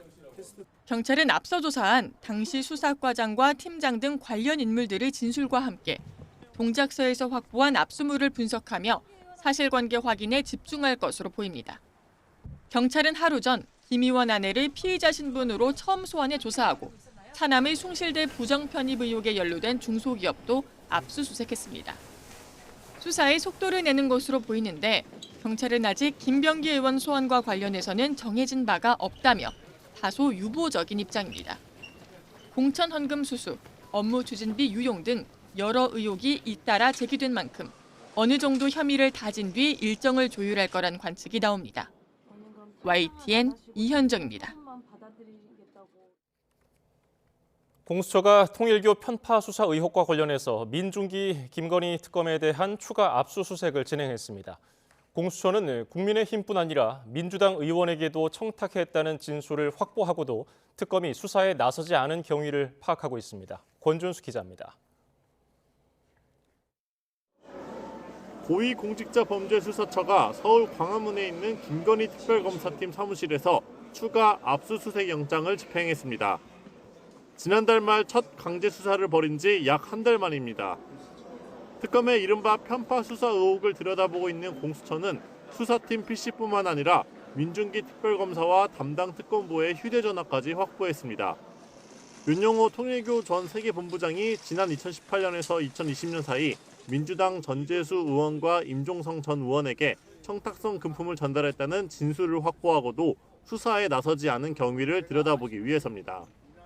윤 전 본부장은 국민의힘 권성동 의원과 김건희 씨에게 로비를 한 혐의로 특검의 수사를 받아온 인물로 공수처는 지난 압수수색 이후 윤 전 본부장에 대한 추가 조사를 진행했습니다. 나아가 통일교 보고서를 작성했던 특검팀 검사와 수사관도 불러 구체적인 사실관계를 파악한 것으로 확인됐습니다. 공수처 관계자는 추가 압수수색 필요성이 인정돼 법원에서 영장이 발부된 거로 볼 수 있다며 수사에 속도를 내는 중이라고 말했습니다. 지난 특검의 수사에 의문점이 남겨진 가운데 정교 유착 비리를 파헤치고 있는 검찰과 경찰 합동수사본부는 통일교의 정치권 쪼개기 후원과 관련해 통일교 천정궁 등 7곳에서 강제 수사를 진행했습니다. 여야 의원에 대한 재정적 지원이 어떻게 이루어졌는지 파악하기 위해 회계 자료 등 관련 증거물을 확보한 것으로 전해졌습니다. 합수본은 지난 2019년부터 국회의원 11명이 통일교로부터 후원을 받은 것으로 의심하고 있는데 이번 압수물 분석을 토대로 사건 관련자를 잇따라 조사할 전망입니다. YTN 권준수입니다. 캄보디아에서 우리 국민을 상대로 범죄를 저지른 한국 국적 피의자 73명이 국내로 강제 송환됐습니다. 단일 국가 기준 역대 최대 규모 송환 작전이 됐습니다. 표정호 기자의 보도입니다. 캄보디아에서 송환된 범죄 피의자들이 마스크를 쓴 채 입국장에 나타납니다. 경찰관들에게 양팔을 붙잡힌 채 고개를 푹 숙이고 입국장을 줄지어 빠져나갑니다. 입국장이 붐비는 가운데 호송 경로에는 통제선이 설치됐습니다. 전세기 도착 시각에 맞춰 현장에는 대테러 기동대 등 경찰 인력 180여 명이 배치됐습니다. 전세기를 이용한 해외 범죄자 집단 송환은 이번이 4번째입니다. 73명을 한 번에 강제 압송해온 건 단일 국가 기준 역대 최대 규모입니다. 이 가운데 70명은 투자 리딩방 사기 등 스캠 범죄 가담 혐의를, 나머지 3명은 인질 강도와 도박 등의 혐의를 받습니다. 120억 원 규모의 로맨스 스캠 범죄를 벌이고 성형수술까지 하며 추적을 피해온 30대 총책 부부도 이번에 송환됐습니다. 부산경찰청에서 가장 많은 49명을 수사하고 충남경찰청이 17명을, 울산경찰청 등이 나머지 7명을 맡게 됐습니다. 이들은 대부분 현재 캄보디아에서 활동하고 있는 코리아 전담반에서 근무했습니다. 특히 로맨스 스캠 범죄자 15명은 대한민국 경찰이 주도하는 국제공조협의체의 합동작전에 의해 검거했습니다. 초국가 범죄 특별대응 TF는 국경을 넘나들며 국민에게 피해를 끼치는 범죄에 대해 엄정하게 대응할 것이라고 밝혔습니다. 또 외국에서 범죄를 저지르면 피할 수 있다는 생각은 오산이라며 국민에게 피해를 주는 범죄에 대해선 국내외를 막론하고 반드시 책임을 묻겠다고 강조했습니다. YTN 표정우입니다. 2022년 지방선거를 앞두고 건진법사 전성배 씨에게 공천을 청탁하며 금품을 건넨 혐의가 있는 박창욱 경북도 의원에게 김건희 특검이 징역 4년을 구형했습니다. 특검은 박 도의원의 정치자금법 위반 혐의에 대해 징역 3년, 금융실명법 위반 혐의에 대해 징역 1년을 선고해달라고 요청했습니다. 유럽연합 정상들이 트럼프 미 대통령이 추진하는 새 국제기구 평화위원회에 심각한 의문이 든다면서 사실상 집단 반기를 들었습니다. 안토니오 코스타 EU 정상회의 상임의장은 EU 정상회의를 마치고 연 기자회견에서 활동 범위와 의사결정 체계 등 평화위원회 헌장에 포함된 여러 요소에 심각한 의문을 품고 있다고 밝혔습니다. 트럼프 대통령이 평화위원회를 통해서 추구하고자 하는 바가 무엇인지 의구심을 갖고 참여를 주저하는 유럽 주요국의 시선을 반영한 것으로 보입니다. 무차별적으로 불법 이민 단속을 벌이고 있는 트럼프 행정부가 이번에는 유치원을 다녀오던 5살 아이까지 잡아가 논란이 일고 있습니다.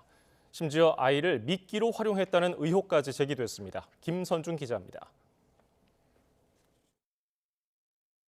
연방요원의 손에 붙들린 아이가 잔뜩 겁에 질린 채 차량 옆에 서 있습니다. 지난 22일 미네소타 미니애폴리스에서 이민 단속에 나선 연방요원들이 유치원에 다녀오던 5살 아이를 붙잡았습니다. 이웃들은 연방요원들이 아이를 사실상 미끼로 이용했다고 비판합니다. He was wearing a blue hat and had a really tiny backpack on, a Spider-Man backpack, and he was by himself. And then these agents were one kneel down and was pointing at the door for him to knock at the door. 미 국토안보부는 불법 이민자인 아이 아버지를 잡기 위한 작전이었다고 해명했습니다. 아이는 이후 아버지와 함께 텍사스의 구금 시설로 보내진 것으로 전해졌습니다. 5-year-old was not arrested, that his dad was an illegal alien, and then when they went to arrest his illegal alien father, the father ran. So the story is that ICE detained a 5-year-old. 지역사회 반발은 더욱 커지고 있습니다.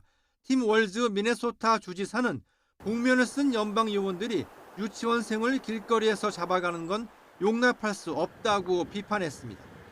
미네소타에서는 최근 적어도 3명의 미성년자가 이민당국에 체포된 것으로 알려졌습니다. 대부분 등 하굣길에 무장한 요원들에게 연행됐는데 엄마와 함께 학교에 가던 10살 어린이도 체포됐습니다. YTN 김선중입니다. 중국의 민간 기업이 자국 최초의 상업용 유인 우주선 시험 캡슐을 공개하고 오는 2028년 첫 비행에 나선다고 밝혔습니다. 중국의 우주산업 스타트업인 인터스텔라는 상업용 유인 우주선 찬웨저 1호의 실물 크기 실험 모듈을 공개했습니다. 인터스텔라는 2028년 첫 유인 비행을 예고하면서 티켓 가격을 300만 위안, 우리 돈으로 약 6억 3천만 원으로 책정했습니다.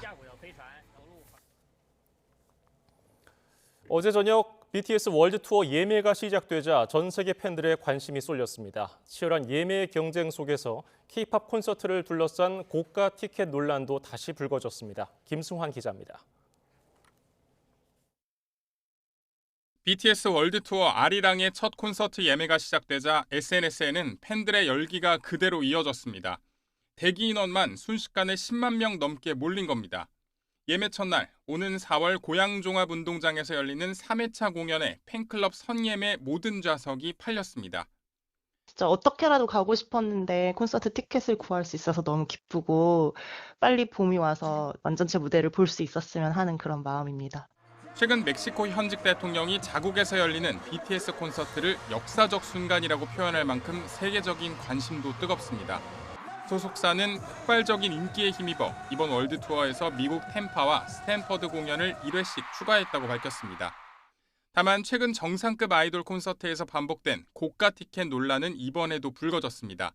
최고가 기준 2018년 11만 원이었던 BTS 서울 공연 티켓 가격은 이번 고양 공연에서 26만 4천 원까지 올랐습니다. 본 공연에 앞서 리허설을 관람할 수 있는 사운드 체크가 포함된 가격입니다.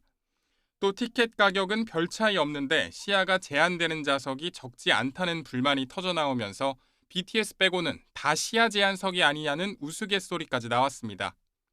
시야 제한이 있는 좌석 배치를 한눈에 확인하기 어렵다 보니 직접 그래픽을 만들어 공유한 팬도 있었습니다.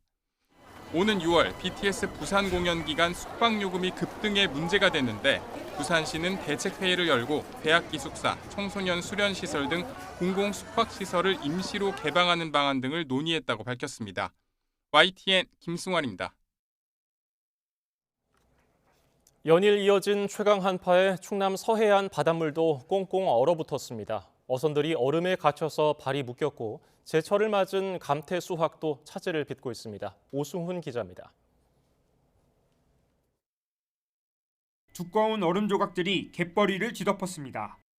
해안가에 정박해 있는 소형 어선들도 얼음에 꼼짝없이 갇혀 발이 묶였습니다.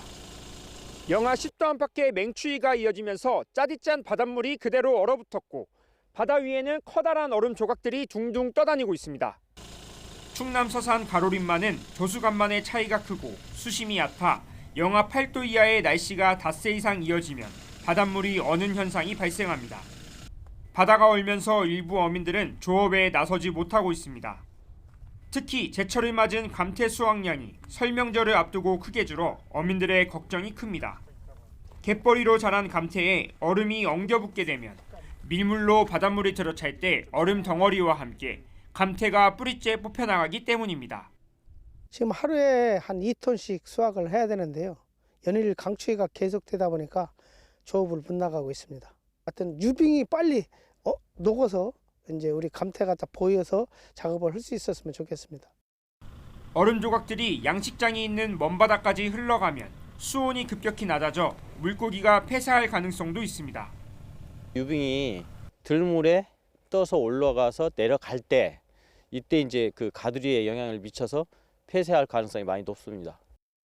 충남 서해안에 당분간 영하권 추위가 이어질 것으로 예보돼 바다가 어는 현상은 한동안 계속될 전망입니다. 최강 한파에 두꺼워지는 얼음 두께만큼 바다를 삶의 터전으로 하는 어민들의 근심이 깊어지고 있습니다. YTN 오승훈입니다.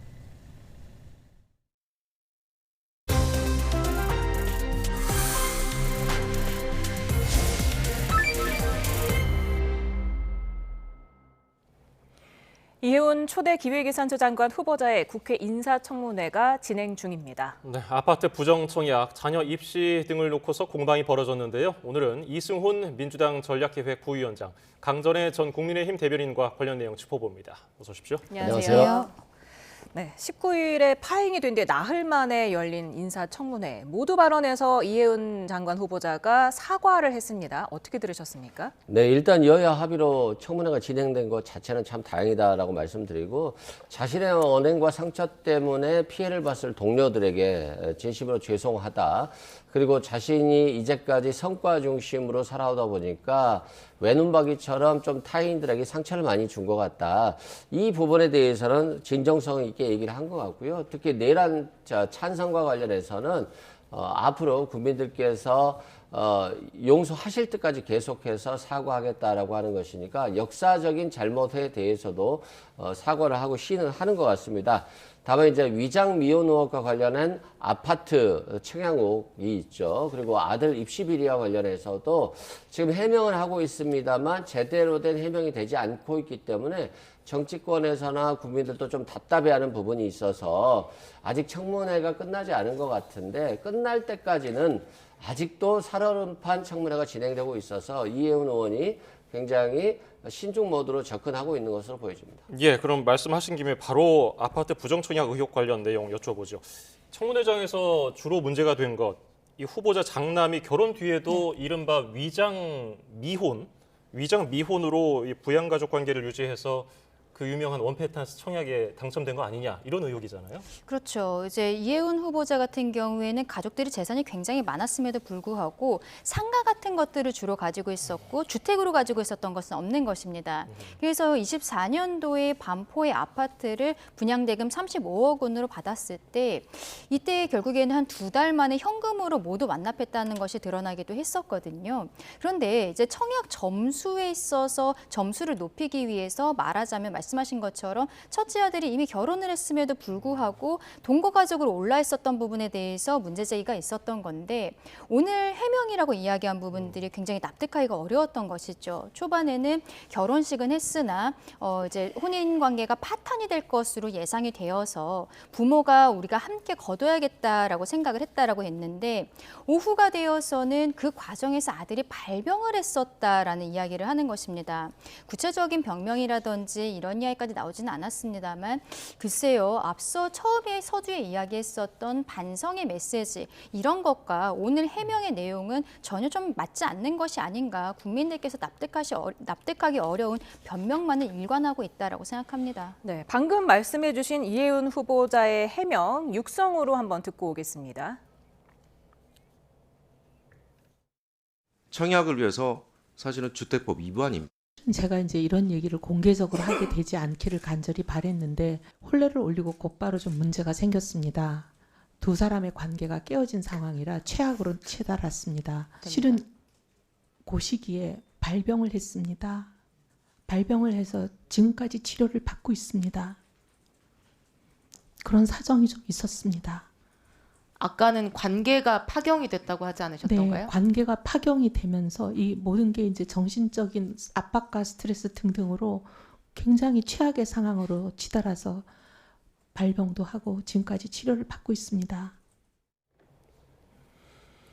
네, 그러니까 오전 청문회에서는 아들 부부의 파경을 이유로 들었다가 조금 전에 오후에는 이제 발병을 했다 이렇게 또 말이 조금 뉘앙스가 바뀌는 듯한 분위기인데 어떻게 들으셨어요? 일단 저 진술의 신빙성 여부는 차치하고 아마 결혼 시기에 아들이 조금 처음에는 결혼을 했습니다만 사이가 많이 안 좋아졌다. 그리고 파국 상태로 이르렀고 그 과정에 있어서 아들이 정신적인 스트레스를 많이 받아서 병원 치료를 받고 있고 현재까지도 그때 당시에 어떤 치료가 아직 부족해서 지금까지 받고 있다. 뭐 이런 취지인 것으로 보여집니다.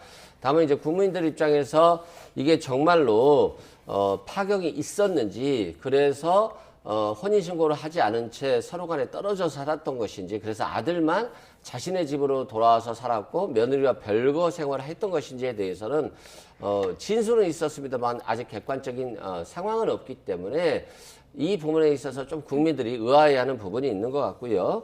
또한 본인이 이제 아들이 발병을 해서 병원에 갔다 그리고 지금도 가고 있다라고 하는 것을 보면 뭐 어떤 사유인지는 알 수는 없겠습니다만 실제 병원 치료를 지금까지 받고 있는 것으로 보여집니다.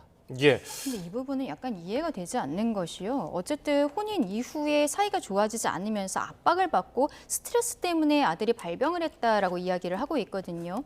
그런데 지금은 혼인신고를 했습니다. 우연히도 국토부에서 해당 아파트에 대한 조사가 끝나자마자 혼인신고가 되었고 지금은 정상적인 부부 생활을 하고 있는 것으로 알려지고 있거든요. 그렇다면은 왜 지금까지도 이게 치료가 계속되고 있는지 앞뒤가 맞지 않는다라는 생각을 좀 할 수밖에 없는 것입니다. 그리고 이 며느리가 이제 주거지로 했었던 그 용산의 신혼집 같은 경우에는 이 이혜훈 후보자 가족들이 이 반포 아파트를 분양받기 전에 모두가 그 집으로 주소지 이전을 해놨었던 것이죠. 그러면 며느리와 정말로 사이가 안 좋았던 것인가? 이 부분에 대해서도 좀 의문점이 있다고 생각합니다. 예, 오늘 청문회에 국토부 관계자가 나와서 그 부정청약 의혹에 부정청약 소지가 있다고 얘기를 했거든요. 이 후보자는 수사기관 결과에 따라서 원펜타스를 포기할지 결정하겠다고 했는데 어떻게 될까요? 이번 청문회 통과 여부를 떠나서 수사기관은 수사를 할 수밖에 없어요. 그렇다고 한다면 정말로 이게 부정청약인가 아들이 혼인신고는 안 했고 미혼 상태일지라도 정말 부양 세대에 포함됐는가 여부를 파악해야 되거든요. 그리고 실거주인가도 파악해야 되고 그렇다고 한다면 그 이혜훈 후보자의 집 근처에서 사용된 카드 사용 내역이라든가 또 전화 통화를 하면 기지국 위치가 나오잖아요. 그러면 이 이혜훈 후보자 집 근처에서 기지부 위치가 나와야 돼요.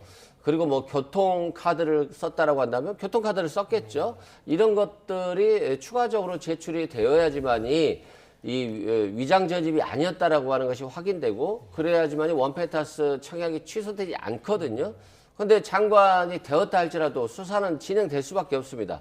그래서 이 주택법 위반이라든가 위장 전입 여부가 확인돼야 되고 위장 전입이 사실로 드러난다라고 한다면 이 계약은 취소될 수밖에 없고 그래서 계약금까지 몰치되고 아파트를 다시 돌려줘야 되는 상황에 처하게 될 것으로 보여져서 앞으로 향후 수사 과정에 따라서는 청문회 통과 여부를 떠나서 이 아파트가 다시 반환될 가능성이 매우 높아 보입니다. 네, 이 아파트를 포기하겠냐고 물었을 때 오전에는 또 수사기관의 결과에 따르겠다면서 즉답을 피했다가 또 오후에는 포기할 수도 있다 이런 식으로 답을 했다고 합니다. 그렇죠. 할 수 있다라는 표현은 하겠다라는 표현과는 굉장히 다른 것이죠. 타의적으로 어떠한 상황이 펼쳐졌을 때 그제서야 할 수 있다라고 이야기를 하고 있는 것이기 때문에 수사기관이 글쎄요. 지금 이재명 정부 시작한 지 반년 정도 되었는데 장관에 대해서 만약에 장관이 된다면은요. 제대로 수사를 할 수 있을까? 수사 과정만 한 1년 정도는 걸리지 않을까 싶습니다. 그러면 그 당시에는 아마 이혜훈 후보자 입장에서는 법원의 최종 판단이 나올 때까지 기다려달라라고 할 거예요. 최종 판단 나오는데 1심, 2심 대법원까지 가면은 한 3년 정도는 좋게 시간을 끌 것이라고 생각을 하고요. 이런 것들을 염두에 두고 그냥 포기할 수 있다. 국민을 우롱하는 이야기를 한 것이 아닌가 싶습니다. 조금 아까 실거주의 이야기를 하셨는데 이 장남 같은 경우에는요.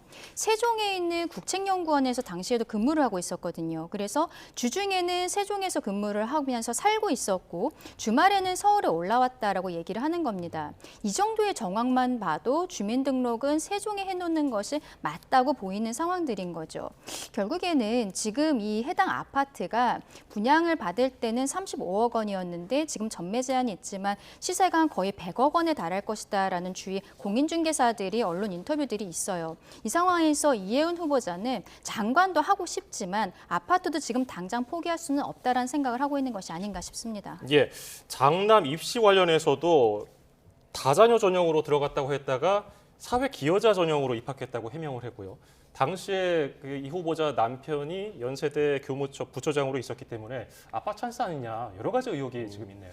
그러니까 참 의혹이 너무 다양해서 좀 당황스러울 거예요. 국민들 입장에서도.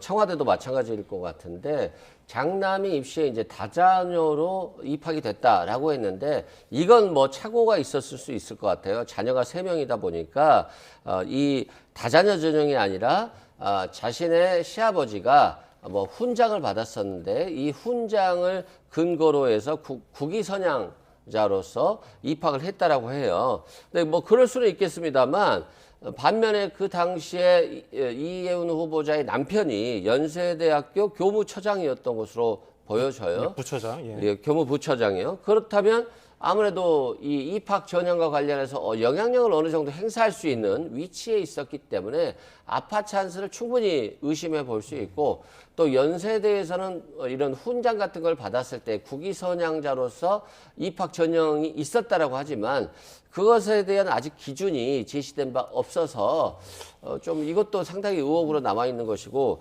해명이 아직 해명이 확실히 해소됐다라고 보기는 어렵지 않나 싶습니다. 네, 일단은 장남과 차남을 헷갈렸다고 하는 부분도 어떤 분들은 또 이해가 안 간다 이렇게 보시는 분도 계실 것 같고요.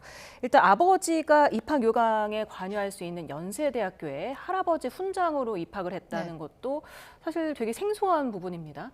처음에 다자녀 전형이라는 이야기가 나왔을 때 저는 다자녀는 사실상 뭐 어디 들어갈 때 입장료를 깎아주고 이런 형태가 되지 않았나 생각했는데 이게 입시 전형에도 쓰일 수 있다는 것을 처음 알았거든요. 근데 결국에는 둘째 아들은 다자녀 전형으로 들어가고 첫째 아들은 국위 선양자의 가족으로서 들어갔다는 것 아니겠습니까? 국민들께서는 이러한 전형이 있다는 것 자체를 저는 모르고 계시지 않을까 싶습니다.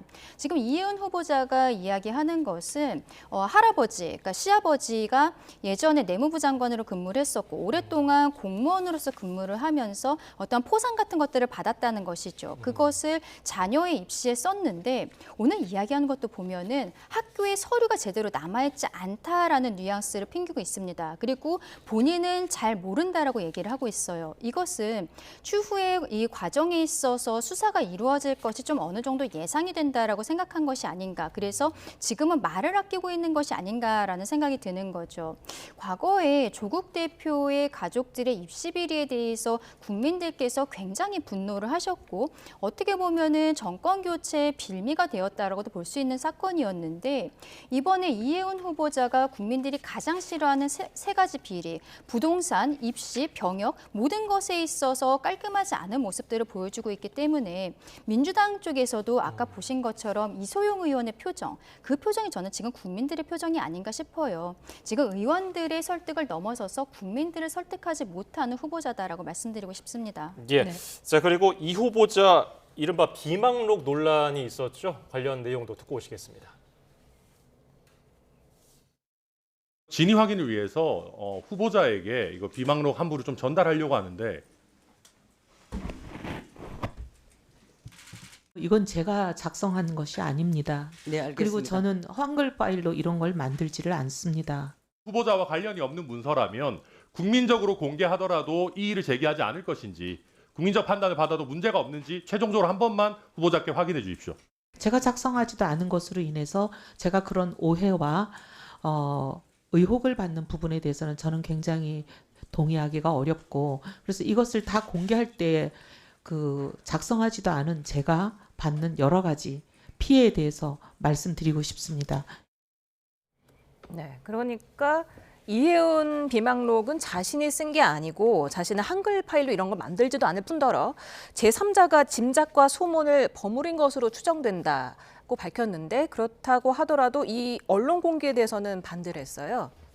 제가 봤을 때 이 부분은 조금 이혜훈 후보자가 쓰지 않았을 가능성이 좀 높지 않나 싶어요. 비망록이라고 한다면 자신이 마치 회고록처럼 자신의 일기들을 써내려가는 것이거든요.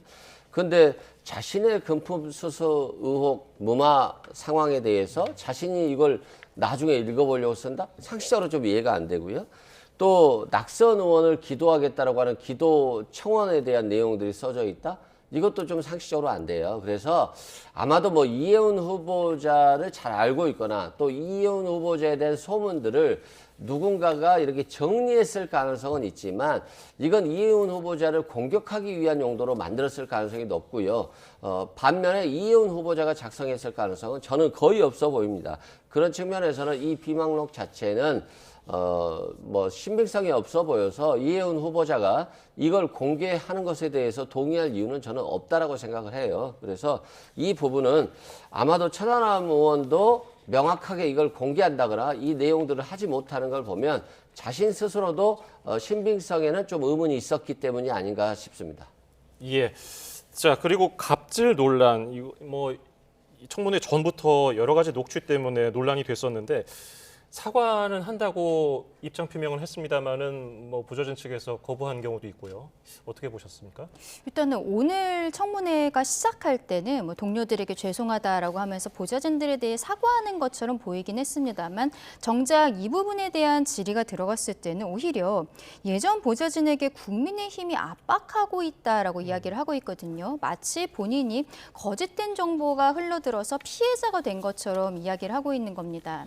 근데 이혜훈 후보자가 그 보좌진에게 전화를 해서 야 이렇게 소리를 지르고 이런 거는 우리 국민들이 모두 다 들으셨거든요. 국민들께서 트라우마가 생길 정도로 그 목소리에 대해서 충격을 받으셨고 그게 한두 번이 아니다라는 보도들이 나오면서 이런 사람이 어떻게 보면 실력을 넘어서서 인성으로서 장관 자리에 맞는 사람인 것인가에 대해서 국민들은 의구심을 가지셨는데 오늘 이 부분에 대해서 진정 어린 사과가 저는 나왔어야 되는 것이 아닌가 싶습니다. 오히려 국민의힘의 탓을 하고 있는 이러한 모습은 결국 국민들께서 판단하시겠지만 굉장히 실책이었다라고 생각합니다. 네, 지금 의원들이 강선우 의원도 여가부 장관 후보 시절이었을 때 갑질 의혹이 불거지면서 낙마를 했는데 지금 이혜훈 후보자는 더 심한 게 아니냐 이런 얘기가 나오는데 이 부분 어떻게 보셨습니까? 제가 봐도 좀 무게감으로 따지면 더 무거울 것 같아요. 근데 강선우 의원 때도 보좌진들이 갑질 의혹에 대해서 문제를 삼았을 때 보좌진들의 얘기를 신중하게 받을 수밖에 없다. 그래서 자진 사퇴하는 것이 맞지 않냐 이런 의견을 제가 냈었거든요. 근데 마찬가지로 청와대에서도 이 의혹에 대해서 사퇴를 하는 게 좋지 않겠냐 이렇게 제안을 했었잖아요. 그런 측면에서 이혜훈 후보자도 어떻게 보면 지금 낙마되어야 될 상황인 것인데 청와대 입장에서 보면 만약에 이혜훈 후보자가 민주당 출신의 후보자였다고 한다면 벌써 낙마시켰을 것 같아요. 그런데 통합을 기치로 해서 국민의힘 후보를 좀 쓰겠다라고 데려왔는데 너무 쉽게 버리는 모습을 보여주면 앞으로 어떤 국민의힘 출신의 뭐 전직 의원이 됐든 관련자들이 됐든 실제 능력이 있는 사람도 선뜻 제안에 응하지 않을 것으로 보여져요. 그래서 지금도 청와대는 굉장히 고민할 것 같고요. 또 반면에 국민의힘에서도 이혜훈 전 의원에 대해서 너무 괴물처럼 만드는 것도 있는 것 같아요. 잘못한 부분도 있겠습니다만 자당에서 20년간 활동을 했고 5번이나 공천을 줬는데 마치 지금은 정치권에서 있어서는 안 될 존재인 것처럼 이렇게 몰아붙이는 것도 실은 좀 객관적으로 이혜훈 후보자에 대해서 보고 있냐라고 하는 의문이 있고요. 결국 청문회가 끝나면 청와대가 고민을 해야 될 것인데 청와대의 고민은 정말 클 것 같습니다. 지금 이재명 대통령도 이 후보자에 대해서 일단 청문회 열어서 해명 들어보는 게 공평하지 않겠느냐고 얘기했잖아요. 이 대통령 어떤 선택할까요? 저는 대통령께서는 임명 강행하겠다는 의지를 기자회견을 통해서 보여주신 것이 아닌가라고 생각을 합니다. 이 상황에 대해서는 이재명 대통령이 좀 비겁하다라고 생각을 하는데요. 이혜훈 후보자가 처음에 지명이 되었을 때 모두가 깜짝 놀란 것은 처음에는 국민의힘 쪽 인사였던 이유였습니다. 그런데 이분에 대해서 까고 하다 보니까 말씀하신 것처럼 저희 국민의힘에서 지역구 후보로서 낼 때 알지 못했었던 것들이 이제 장관 후보자가 되니까 드러나는 부분들이 있지 않겠습니까? 뭐 지금 김병기, 강선우 이런 분들도 지역구에서만 출마를 했었기 때문에 민주당도 마찬가지의 상황이라고 생각을 합니다. 거기에 대해서 책임감을 느끼라고 하신다면 여야 없이 모두 책임감 느껴야 된다고 생각합니다만 이혜훈 후보자가 이렇게 법적으로 문제가 많다는 것들이 드러나고 있음에도 불구하고 대통령께서 기자회견 과정에서 그래도 청문회는 열어줘야 되는 것이 아니냐라고 말씀하신 것은 김민석 총리의 청문회가 저는 생각이 납니다. 결국 청문회에서 다 말씀드리겠다, 다 뭐 자료 제출하겠다 했지만 제대로 된 청문회가 이루어지지 않았고 민주당 주도로 지금 총리가 되지 않았습니까? 이번 그 이혜훈 후보자의 청문회 과정에서 김민석 총리가 본인 SNS에 검증이 야당의 책임이라는 글을 올렸더라고요. 오히려 이혜훈 후보자 입장에서는 그 글이 본인에게 천군만마가 되지 않았을까 싶습니다. 결국 이재명 대통령 밑에서 총리, 장관들에 대한 어떠한 이러한 비리 같은 것들은 내 편은 더 이상 뒤지지 않는다라는 어떤 룰을 만들고 있는 것이 아닌가. 국민들을 설득해야 된다. 대통령께서 변하셔야 된다라고 생각합니다. 예, 오늘 말씀 여기서 줄이죠. 이승훈 민주당 전략기획위 부위원장 그리고 강전의 전 국민의힘 대변인이었습니다. 고맙습니다. 감사합니다.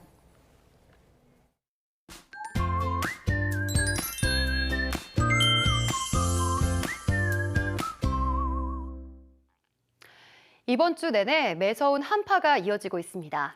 주말인 내일도 대관령의 아침 기온 영하 15도, 서울 영하 11도 등 중북부를 중심으로는 강추위가 이어지겠고요. 남부지방은 광주 영하 3도, 부산 영하 1도 등 예년과 비슷한 수준을 보이겠지만 칼바람이 불며 체감상 더 춥게 느껴지겠습니다.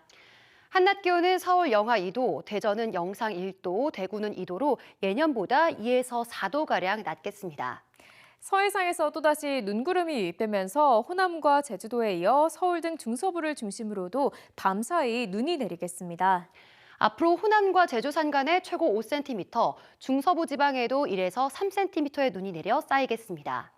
내일 충남과 호남을 제외한 그 밖의 지역은 오전부터 하늘이 맑아지겠습니다. 다만 동쪽을 중심으로 대기가 메마른 가운데 바람까지 매우 강하게 부는 만큼 불씨 관리 철저히 해주시기 바랍니다. 다음 주에는 기온이 다소 오르겠지만 여전히 평년보다 추운 날씨는 계속될 전망입니다. 한파가 길게 이어지면서 집에서 따뜻한 물에 몸을 녹이시는 분들 많으실 텐데요. 이럴 때일수록 목욕 습관에 더 신경 쓰셔야겠습니다. 네, 추운 날 뜨거운 물로 오래 목욕을 하면 피부가 오히려 더 건조해지고 혈압도 급격히 변할 수 있는데요. 목욕물 온도는 38도에서 40도 정도의 미지근한 물이 적절하고요. 겨울이라고 해서 목욕을 오래 하는 것보다 10분에서 15분 이내에 마무리하는 것이 좋습니다. 특히 한파 속 목욕은 피부 속 수분이 쉽게 날아가 건조함이나 가려움증의 증상이 나타날 수 있으니까요. 목욕 후 보습제를 꼼꼼히 바르는 것도 중요하겠습니다. 지금까지 날씨 캔버스의 홍나실, 윤수빈이었습니다. 오늘 뉴스 플러스는 여기까지입니다. 시청해주신 여러분 고맙습니다.